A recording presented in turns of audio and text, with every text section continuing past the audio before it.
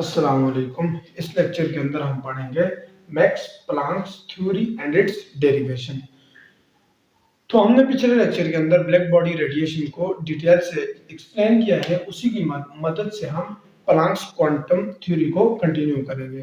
तो इसकी हिस्ट्री क्या है, इसको पुट फॉरवर्ड करने वाला था मैक्स प्लांक, सो अपने नाम पर क्या दे दी, थ्योरी दे दी। What is the statement?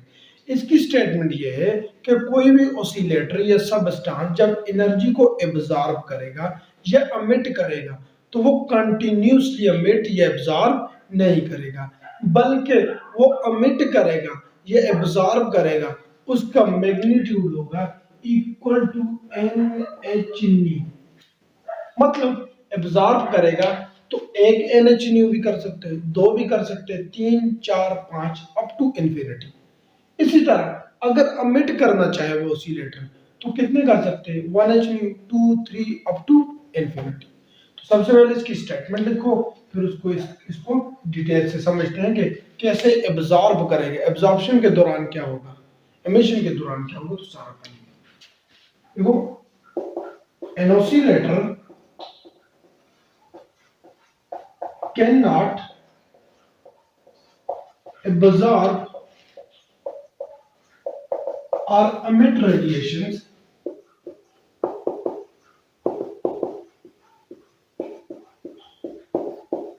continuously, but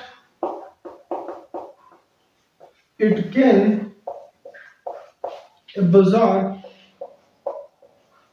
or emit radiations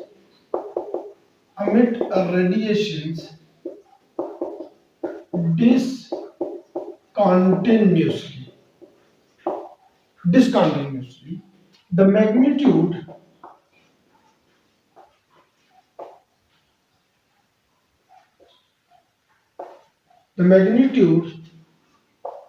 of this energy is NHU। कि जब भी हमारे पास कोई ऑसिलेटर, कोई सबस्टांस, नेचर के अंदर कोई भी substance, later that is oscillator, कि वो जब एनर्जी को एब्जॉर्ब करेगा तो जब अमिट करेगा तो वो कंटिन्यूसली नहीं करेगा। ये नहीं है कि एब्जॉर्ब एब्जॉर्ब एब्जॉर्ब या अमिट अमिट अमिट, नहीं, वो एब्जॉर्ब करेगा या अमिट करेगा तो वो डिसकंटिन्यूसली तरीके से करेगा। उसका मैग्नीट्यूड क्या होगा, एनएच न्यू। जैसे इसको मैं आपके लिए एक्सप्लेन करूं, लेट्स सपोज मेरे पास यहां पर एक ऑसिलेटर पड़ा हुआ है,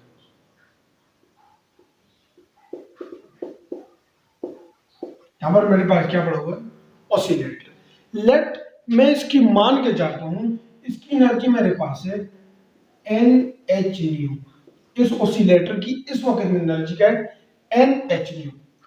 तो देखो जी, जब ये मैं इसको एनर्जी दूंगा, क्या दूंगा, एनर्जी, तो ये जब एनर्जी को एब्जॉर्ब करेगा तो ये स्टेट एक्साइटेड स्टेट में चला जाएगा। This is ground state, this is excited state. तो मैंने इसको एनर्जी दी, इसने एब्जॉर्ब की, एब्जॉर्ब करने के बाद कहां पर चला गया, एक्साइटेड स्टेट में चला गया। इसने 9 एच न्यू एनर्जी थी, तो इसने कुछ एनर्जी को एब्जॉर्ब किया, दैट इज एच न्यू। कितनी हो गई अभी, 10 एच न्यू। कुछ एनर्जी इसने एब्जॉर्ब की, एब्जॉर्ब करने के बाद ये कहां पर चले गए, एक्साइटेड स्टेट में। अब देखो, जब ये अमिट करेगा दोबारा ग्राउंड स्टेट में आएगा, तो क्या अमिट करेगा, एक photon, that is H new. तो जब भी एब्जॉर्ब करेगा या अमिट करेगा वो क्या होगी, उसका मैग्नीट्यूड क्या होगा, एच न्यू। हो सकते दो भी करें, तीन भी करें। तो जब एब्जॉर्प्शन होगी वो ऑसिलेटर को हाई एनर्जी पर लेकर चल जाएगी, जब अमिशन होगी ऑसिलेटर को लो एनर्जी लेवल पर लेकर चली जाएगी। इस एब्जॉर्प्शन, यहां पर एब्जॉर्ब हुआ, यहां पर अमिशन, इस एब्जॉर्प्शन और अमिशन के दौरान जो small amount of energy exchange हुई है, दैट इज एच न्यू। हमें नहीं पता कि इसकी लिमिट कितनी है, कितना एब्जॉर्ब हो, कितना अमिट, लेकिन जब भी एब्जॉर्ब होगा, देखो इसका मतलब क्या है, देखो 10 भी कर सकते हैं, 20 भी कर सकते हैं, 100 भी कर, इसकी कोई लिमिट नहीं है, बट जब भी करेगा इंटीग्रल मल्टीपल से करेगा। NH न्यू, यहां पर n की जगह 100 लगा लो, 100 एब्जॉर्ब की, 100 मिट की। यही होगा ना, जब भी एब्जॉर्ब होगा, जब भी मिट होगा, it is integral multiple, it is integral multiple of H new. तो यहां तक लिखो, the process of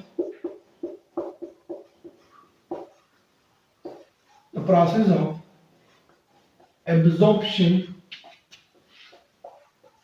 sends the oscillator to high energy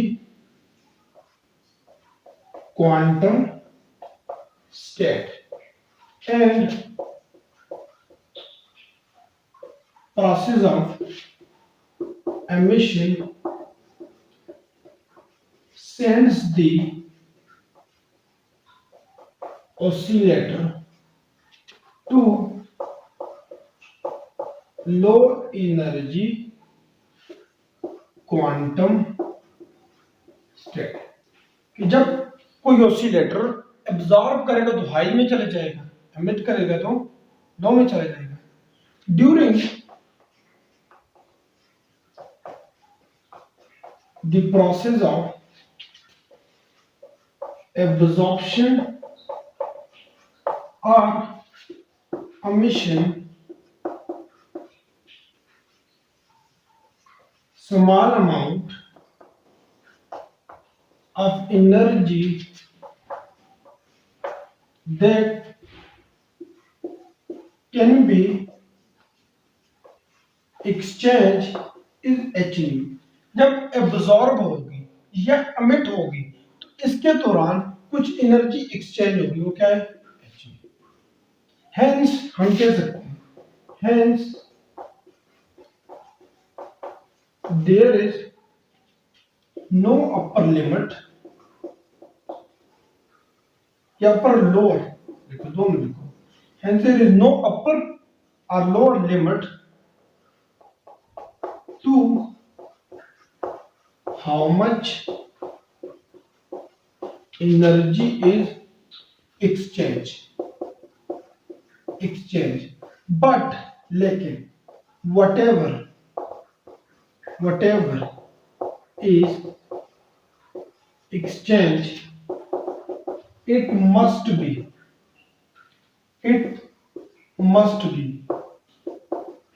integral multiple of H। कि हमें नहीं पता कि कितनी एब्सॉर्ब हो रही है, कितनी एमिट हो रही है, लेकिन जब भी होगी integral multiple 1 2 3 4 integral multiple of H new. if an oscillator, ये बात बहुत इंपॉर्टेंट है, oscillator do not have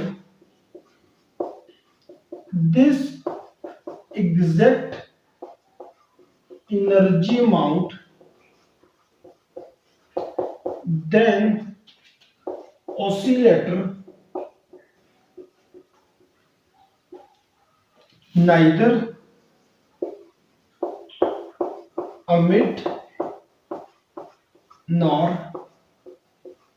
absorb the energy। अगर एक ऑसिलेटर के पास ये फिक्स अमाउंट एनर्जी की नहीं है, मतलब क्या हुआ, ना ही उसने कोई एब्जॉर्ब किया है, ना ही उसने कोई एमिट किया है। तो मतलब क्या है बात कहने का, कि इतनी एग्जैक्ट अमाउंट एनर्जी की होना जरूरी है, इंटीग्रल मल्टीपल होना चाहिए। समझ आए? नोट किया? अच्छा जी, अब आगे इसकी जाते हैं थोड़ी सी डेरिवेशन की तरफ। इसकी डेरिवेशन करते हैं।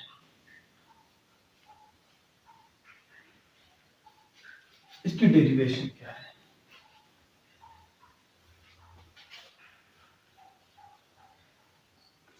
अच्छा जी, इसको डेरिवेशन को मैं आपके लिए थोड़ा आसान बनाता हूं। जैसे मान लिया मेरे पास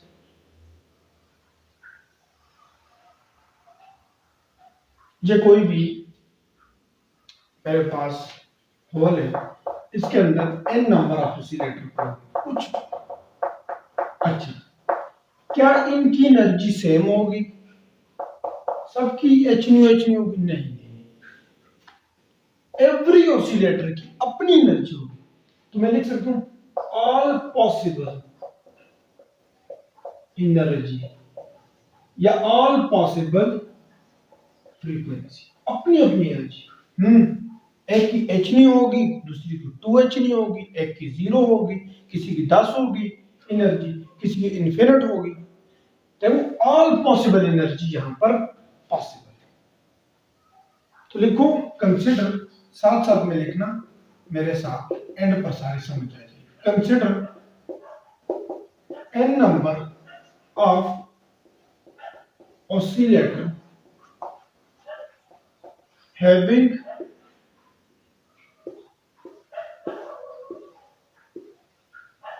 fundamental frequency h nu, fundamental frequency h nu, इनकी फ्रीक्वेंसी जो होगी ये एनर्जी होगी हर एक की h nu। बाकी जब ये एब्जॉर्ब करेगा या अमिट करेगा, हो सकते हैं 1h nu हो, अभी बताया ना, 2 हो, 3 हो, 4, ऑल पॉसिबल हो सकती है। तो देखो if these oscillators absorb or emit energy or radiation, then this must be equal to, ये जरूरी है कि इक्वल होगा किसके, 1h nu, 2h nu, 3h nu up to infinite h nu। यानी यहां पर जितनी भी एनर्जी होगी एवरी ऑसिलेटर के लिए अपनी अपनी होगी।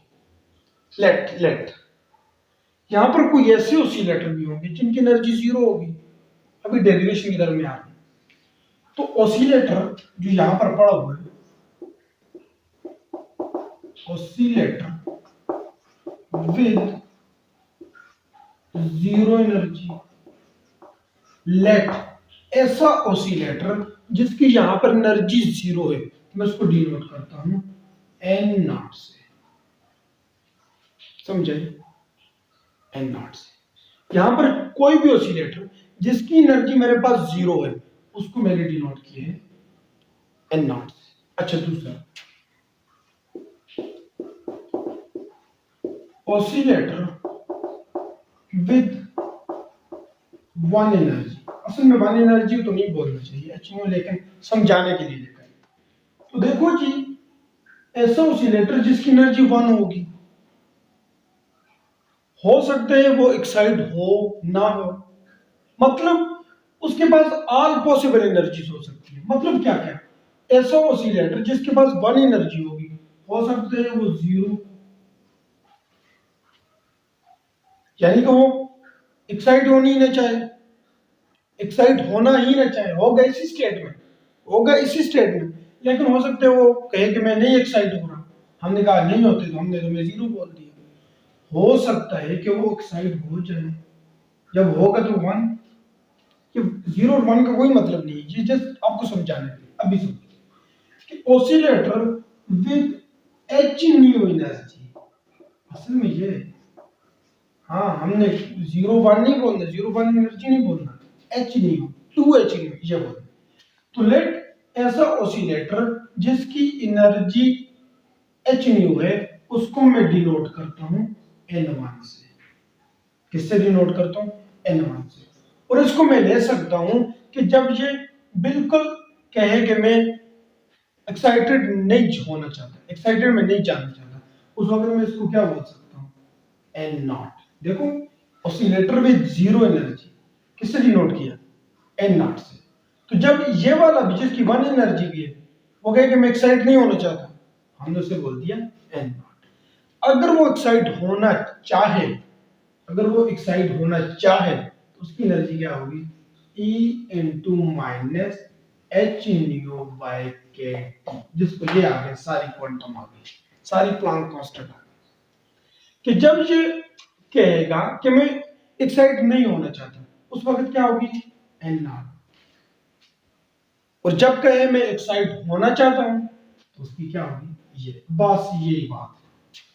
अच्छा, अभी मैं बोलूं कि यहां पर ऐसा ऑसिलेटर जिसकी 2h न्यू एनर्जी है, आप बोलोगे यस हो सकती है, ऑल पॉसिबल, इसीलिए लिखा है ना ऑल पॉसिबल ऑसिलेटर विद, अभी मैं 1 नहीं लिखूंगा, ये 2 नहीं लिखूंगा, तो मैं डायरेक्ट लिखूंगा 2h न्यू एनर्जी। लेट मैं इसको डिनोट करता हूं n2 से, और n2 will be equal to, देखो यहां पर 1 था, यहां पर 2, तो ये कहेगा कि मैं एक्साइट नहीं होना चाहता, 0।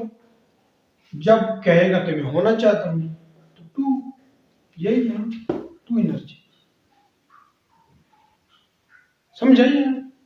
अच्छा, इसको मैं इक्वेशन की फॉर्म में कैसे लिख सकता हूं, एन नॉट, जब ये कहे कि मैं एक्साइट नहीं होना चाहता, और जब होना चाहता है तो फिर E into minus 2h nu by के टी। समझ आई, ऑल पॉसिबल एनर्जी ना। अच्छा, दूसरी बात 2 के लिए होगा ना।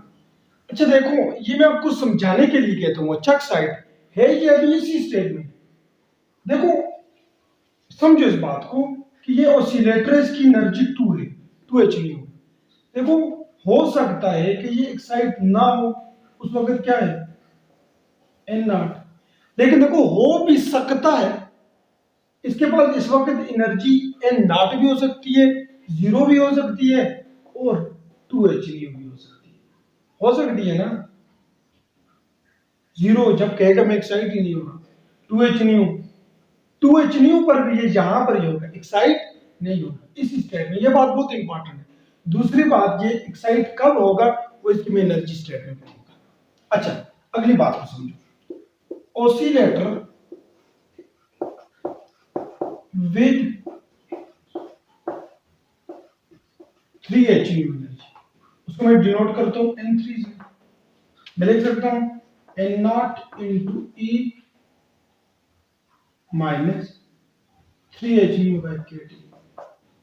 अब इतनी बार करिए तो समझ के होगा ना कि इसके पास ऐसा ऑसिलेटर जिसके n3 एनर्जी है, वो हो सकते हैं उसके पास 0 एनर्जी भी हो, 3 भी हो। समझ आई ना, समझ आई ना। अच्छा, आगे जाते हैं कि हमारे पास ऐसा ऑसिलेटर विथ इन्फिनिट एनर्जी, इसके पास बहुत ज्यादा एनर्जी, उसको मैं डिनोट कर सकता हूं एनआई से, ऑसिलेटर विथ इन्फिनिट एनर्जी। अच्छा, इसके लिए क्या होगा, एन नॉट, हो सकता है कि उसके पास एनर्जी, एक्साइट करना चाहना चाहता हूं एन नॉट, अच्छा, into E into I into H new. समझ आई, समझ आई। अच्छा, टोटल ऑसिलेटर किसके इक्वल हो जाएंगे, अगर मैं टोटल फाइंड करना चाहूँ तो n total equal to n1 plus n2 plus n3 up to n infinite, यही होगा। वैल्यू पुट करो, n टोटल, n1 की क्या है, n1 की क्या है, n not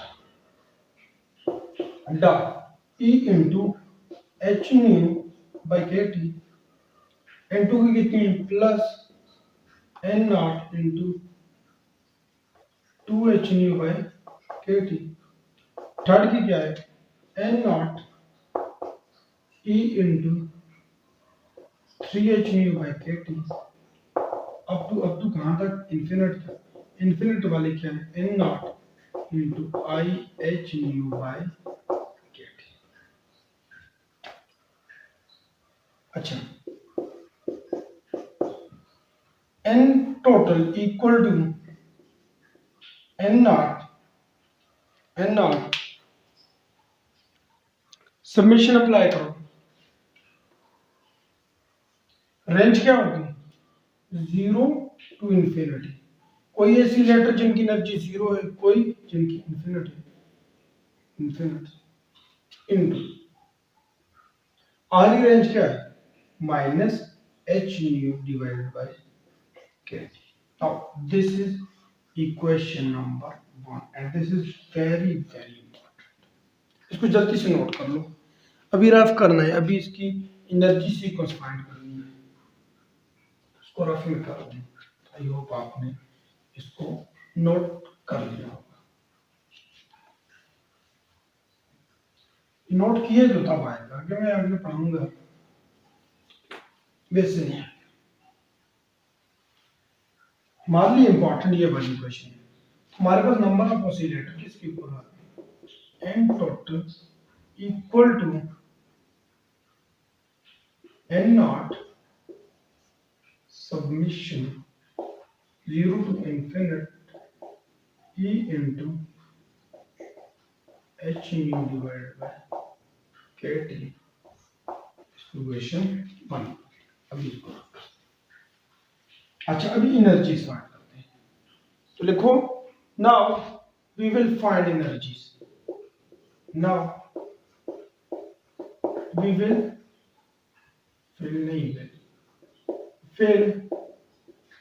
find energies of oscillator. देखो पीछे हमने ऑसिलेटर की एनर्जी बयान की है, लेकिन वो ग्राउंड स्टेट में। देखो एक्साइट मैंने कहा हो सकता है, हाँ हो सकते हैं ना हो, हमने 0 बोल दिए, अगर नहीं करोगे तो 0 हो सकते हो, तो h नहीं हो, 2h नहीं हो, 3h नहीं हो। अब तो सुनो, अभी हम उसकी एनर्जी बयान करेंगे कि किसी ऑसिलेटर के पास कितनी एनर्जी होनी चाहिए एक्साइटेड स्टेट के अंदर, यही बात है ना। तो देखो जी, ऐसा ऑसिलेटर जिसकी एनर्जी 0 होगी, oscillator with equal to 0 energy, उसकी एनर्जी क्या होगी, 0 होगी ना, उसके पास कुछ है ही नहीं एक्साइट में जाने के लिए, मतलब फिर मल्टीप्लाई करके 0 हो जाएगा, 0 के साथ मल्टीप्लाई कोई भी चीज क्या हो जाती है, 0। तो E0 is equal to 0, E0 मतलब ऐसा ऑसिलेटर जिसके पास कोई एनर्जी नहीं है। अब नहीं है तो एक्साइट ही नहीं होगा, ये उसी ग्राउंड स्टेट में ही रहेगा। अच्छा, ऐसा ऑसिलेटर जिसके पास एनर्जी E1 है, उसकी क्या हो सकती है, h nu dot n not into e h nu divided by k T. This is very very important, ये समझो, ये मैंने कैसे लिखा। देखो जी, मैंने आपको कहा था ऐसा ऑसिलेटर जिसकी एनर्जी एच न्यू है, ऐसा ऑसिलेटर जिसकी एनर्जी 0 है, उसके लिए हमने अभी अभी यहां पर ये डिराइव करके गए थे। अब देखो ये एक्साइटेड स्टेट में कब जाएगा, इसकी एक्साइटेड स्टेट में कब जाएगा, देखो ये इसकी ग्राउंड स्टेट है, ये इसकी एक्साइटेड स्टेट है। तो देखो ऐसा ऑसिलेटर जिसकी एनर्जी E1 है, यहां पर इस लेवल पर क्या है, E1 है।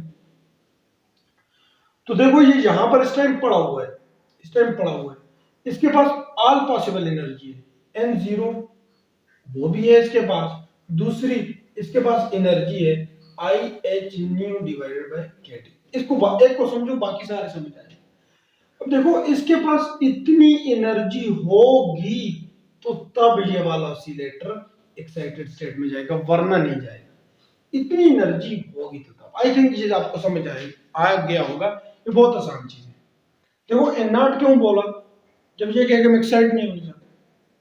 देखो इसके पास ये वाली एनर्जी भी है, ये वाली एनर्जी भी इस टाइम है, पहले से मौजूद है ये दोनों एनर्जी। अब एक्साइटेड में कब जाएगा, जब ये वाली एनर्जी होगी, तो ये एनर्जी होगी, ये कहीं किसी सोर्स से एब्जॉर्ब करेगा और एक्साइटेड स्टेट में चला जाएगा। This is one. अच्छा, इसी तरह सेकंड के लिए करो तो कितनी होगी, 2h nu, 2h nu into N naught e into minus 2h nu divided by KT. यही है ना, ये पहले की थी, इतनी एनर्जी होगी तो तब एक्साइटेड में जाएगा।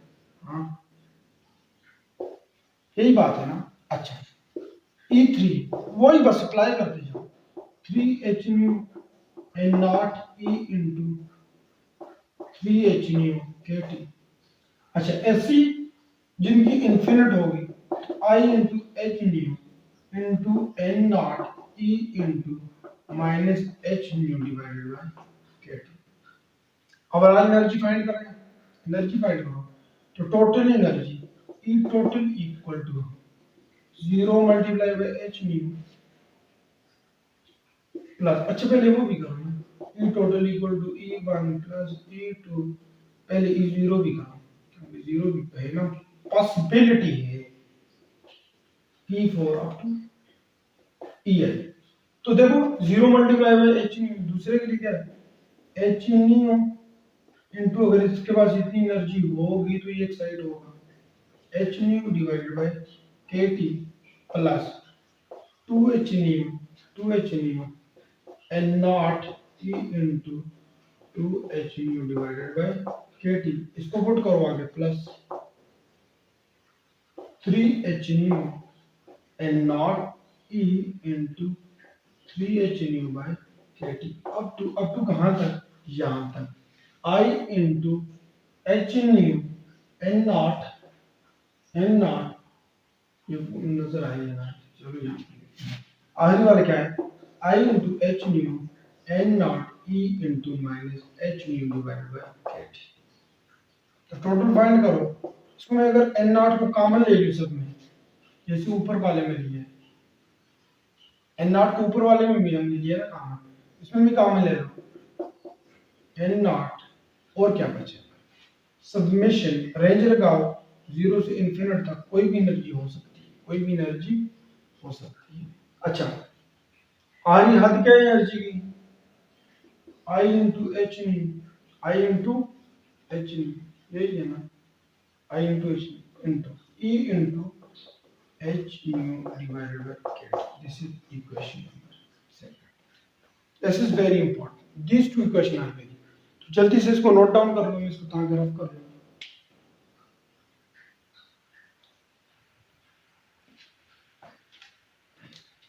ग्राफ कर लो, इसको साथ साथ में नोट डाउन करोगे तो काम आएगा। चलिए थोड़ी मुश्किल सी चीज है क्वांटम मैकेनिक्स के अंदर।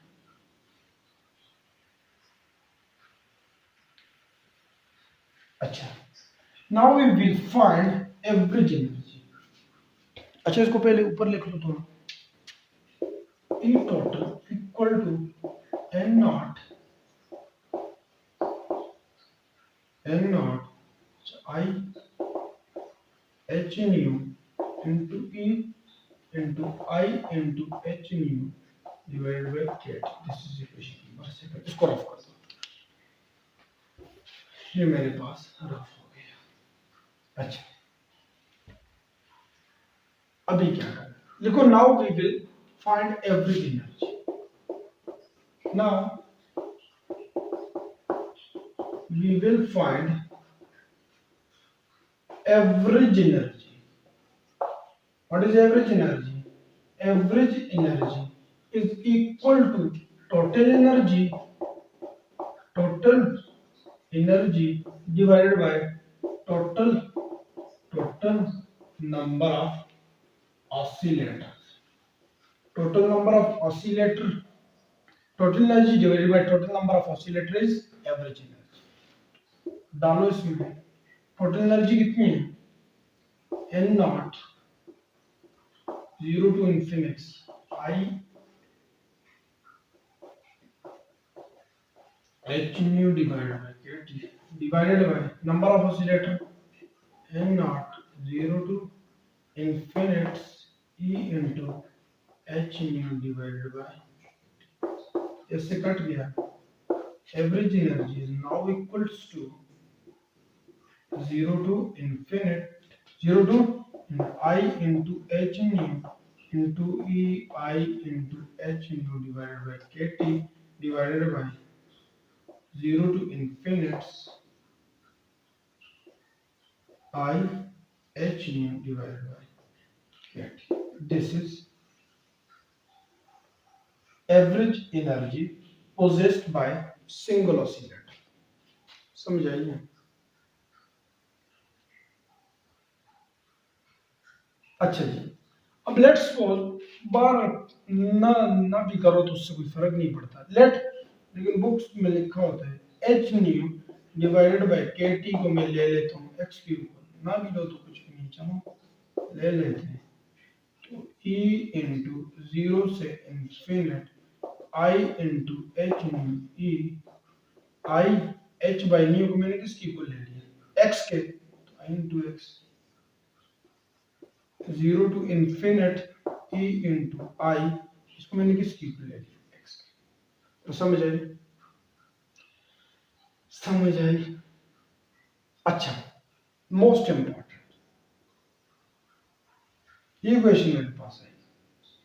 अब देखो जी, इस इक्वेशन के ऊपर मैं दो मैथमेटिक्स के रूल लगाता हूं, एक submission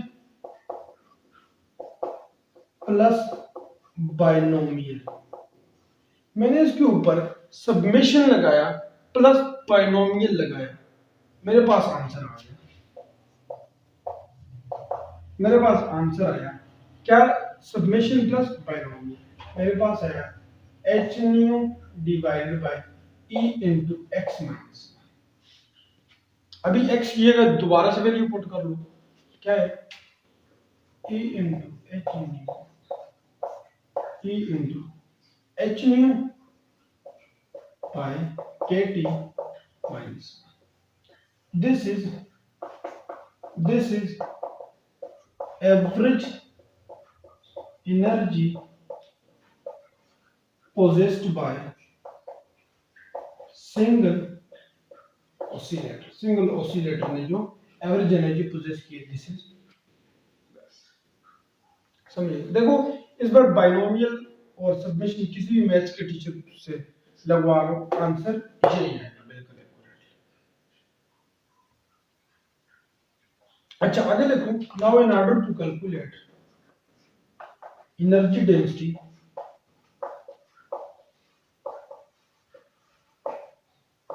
calculate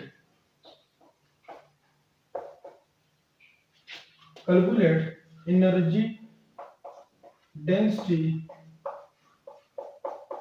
we multiply average energy with number of modes। Modes याद है, ब्रैकेट में लिखो calculated by Rayleigh and Jeans, क्या थे, 8 pi nu square divided by C. तो इसके मुताबिक मेरे पास एनर्जी डेंसिटी इक्वल हो जाएगी into e multiply by n. Energy density now equal to energy density कितनी है मेरे पास, h nu into e into h nu divided by kT minus 1 multi number of oscillator कितने, 8 pi nu square divided by q। This is Planck's theory. अच्छा मैं थोड़ा सा change करता हूँ, एनर्जी डेंसिटी मैं इक्वल लेता हूँ E nu into H nu divided by kT minus 1 और यहाँ पर लगा देता हूँ kT। This is Rayleigh and Jeans theory, बस थोड़ा सा ब्रेक। तो this is all about Planck's quantums and its derivation. I hope आपको समझ आई होगी, आपने इजीली अंडरस्टैंड किया होगा। मुझसे जितना आसान हो सकता है मैंने किया है। तो अब अगर आपको समझ आई है, अंडरस्टैंड किया है, तो इसको आगे भी पहुंचाओ। Thank you very much.